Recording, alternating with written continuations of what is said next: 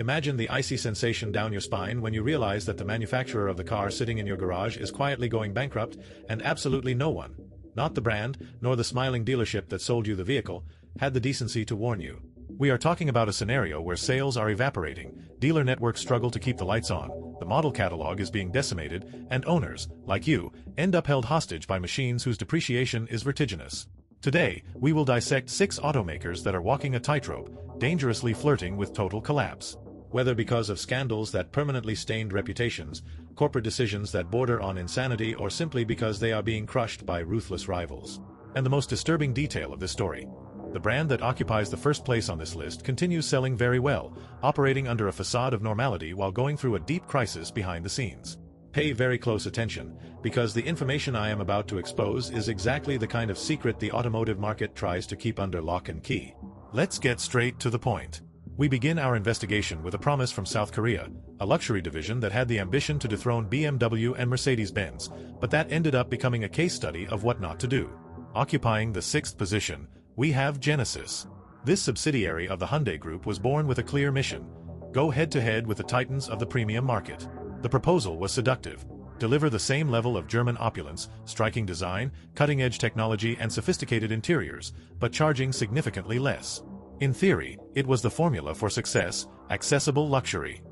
However, market reality is cruel, because those who seek this segment are not bargain hunting. They are buying prestige, legacy, and status. And it was exactly on this emotional pillar that Genesis stumbled badly. For an overwhelming portion of the public, the brand is nothing more than a Hyundai wearing an expensive suit.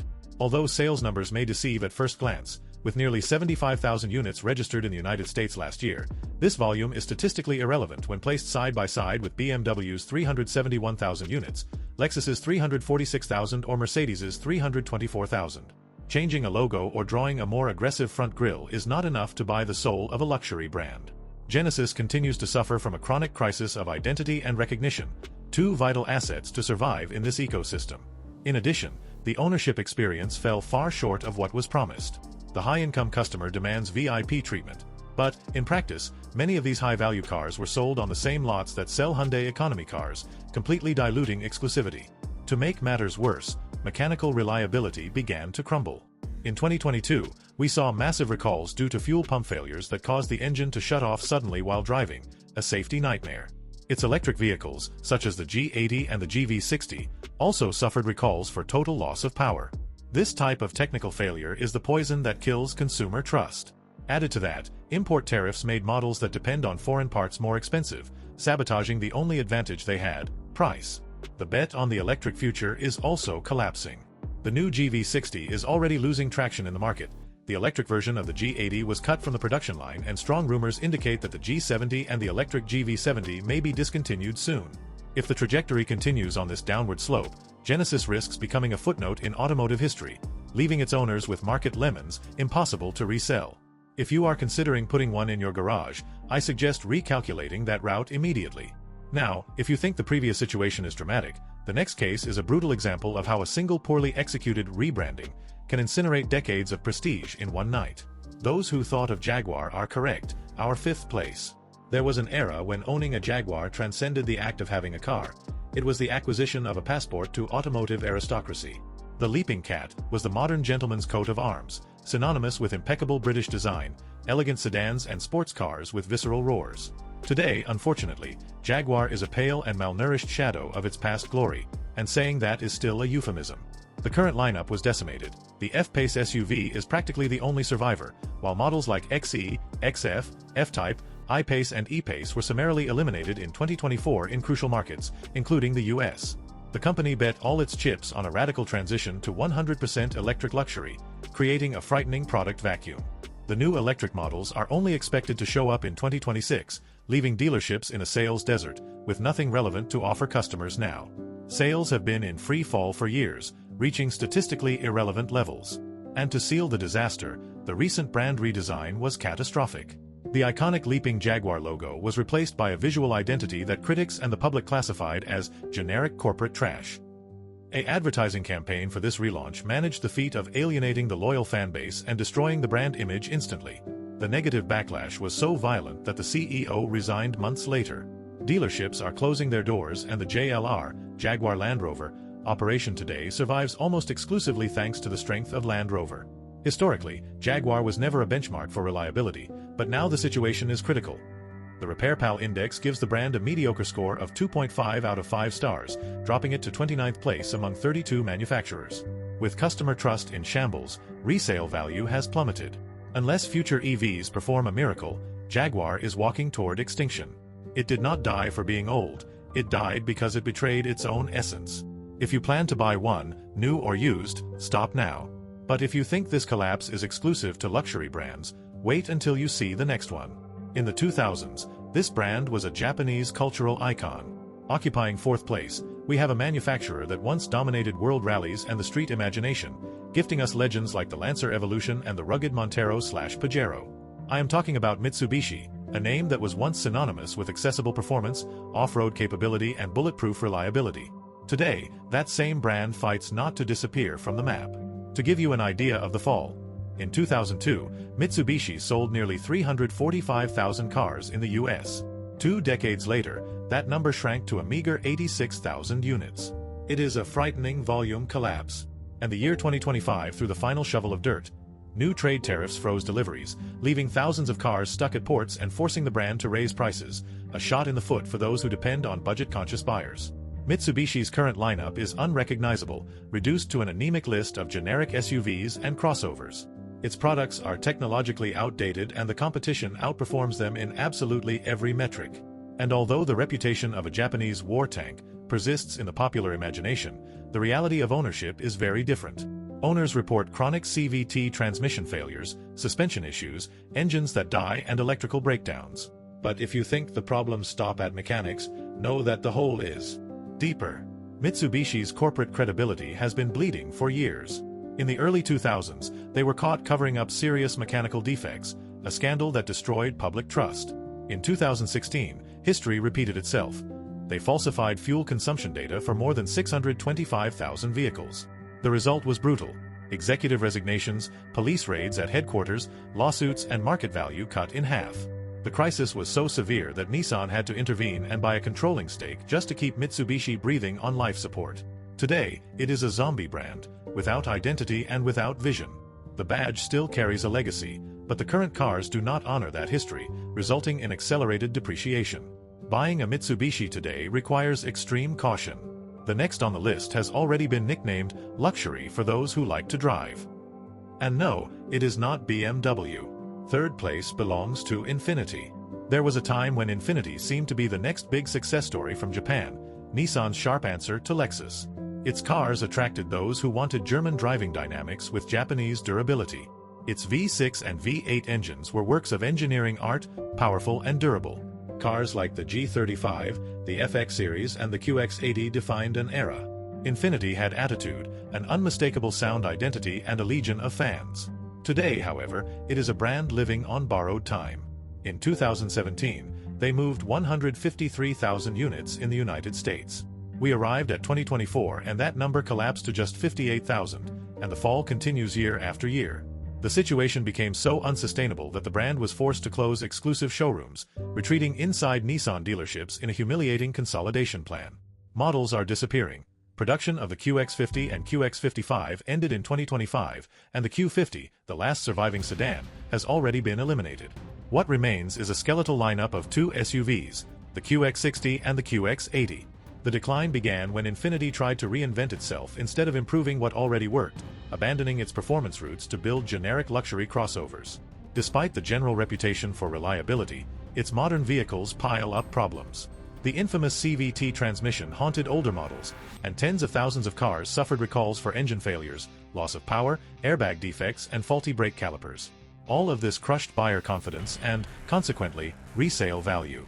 Infiniti tries to promise a rebirth with future EVs, but doubt about its survival is real. Meanwhile, owners are left with cars that depreciate quickly and a support network that shrinks every day. Buying a car from a brand that is losing ground is far too risky a bet. If you believe this type of downfall only affects foreign manufacturers, think again. The next name on this list was once the pride of American automotive engineering.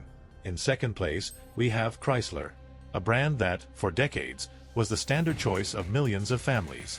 Chrysler did not just sell cars. It represented innovation, comfort, and American practicality without breaking the bank. It was Chrysler that put the first production Hemi V8 on the streets. They invented the minivan, a segment that forever transformed how families travel. The Chrysler badge was once synonymous with respect and prestige. To get an idea of the magnitude of the fall, in 2005, the brand sold more than 640,000 vehicles in the United States alone. However, when we land in 2024, that robust sales volume suffered a catastrophic collapse, plunging to fewer than 125,000 units. We are talking about a brutal contraction of 80% compared to its peak.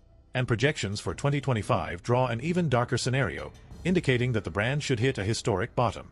While rivals injected billions to modernize their fleets, Chrysler chose to recycle Jurassic platforms and apply superficial makeup to the same models year after year.